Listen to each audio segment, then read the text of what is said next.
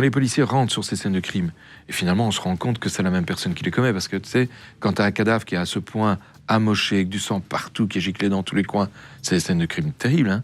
Il a laissé sa empreinte digitale. Il réfléchit pas, j'ai peur d'être pris, hein. Il réfléchit, j'ai peur de mourir parce que mon sang est contaminé. Sa réflexion n'est pas la réflexion. Il veut survivre, lui. Oui, oui. En tuant. En tuant. Sa réflexion n'est pas la réflexion que tu aurais ou que j'aurais. Il cherche pas à maquiller. Et les enquêteurs voient autour des corps des ronds. Tu sais, des ronds de tasses ou de gobelets. Ouais. Et des ronds Laissés par des vers. qui sont tachés de sang. C'est ça qui fait le rond, c'est du sang. Donc ils se rendent compte qu'il y a des vers, ils sont pleins de sang, et ils se disent, il en boit. Et ils ont raison, il en boit. Est-ce qu'il y a beaucoup de gens qui sont dehors et qui devraient être enfermés pour psychiatrie?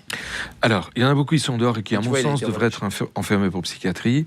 À Liège, on a beaucoup de gens qui hantent les rues, et qui sont à l'abandon, qui ne veulent pas être pris en charge, qui n'estiment pas être malades, et qui pourtant sont malades, sont des psychotiques, et qu'il faudrait pouvoir soigner, ils iraient beaucoup mieux. C'est pas dangereux pour la population, ça? Non, ils sont absolument pas dangereux du tout. Mais vraiment pas. Vraiment pas. Ils vivent dans un monde quasiment parallèle. Quand tu les croises, ils te voient pas. Ils se reconnaissent bien entre eux. Et c'est l'impression que j'ai. Hein. Chaque fois que je travaille cette place à l'envers à Liège, c'est une place où malheureusement il y a beaucoup de tox, de SDF, etc. C'est la même population. Et tu vois qu'ils te voient pas. Ils voient leurs copains. Ils vont dessus. Ils t'ont même pas vu. T'as l'impression, c'est vraiment l'impression que ça me donne, qu'ils sont dans un monde parallèle. Ils voient plus les vivants. Ils voient plus que les prémortems comme eux. Putain, c'est fou.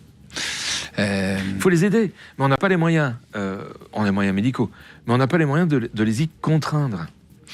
Là, il va tirer avec une carabine, vraiment, il va tuer Ambrose Griffin, son premier meurtre. Il a 51 ans, le monsieur qui va être tué.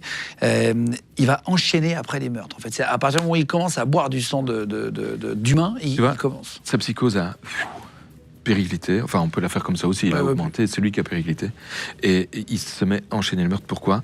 À cause de cette psychose, il a besoin de sang, il veut vivre, il tue pour ça. Il choisit ses victimes juste avec la porte ouverte. Oui, c'est assez marrant ça. J'y ai jamais pensé. Je n'y aurais même jamais pensé.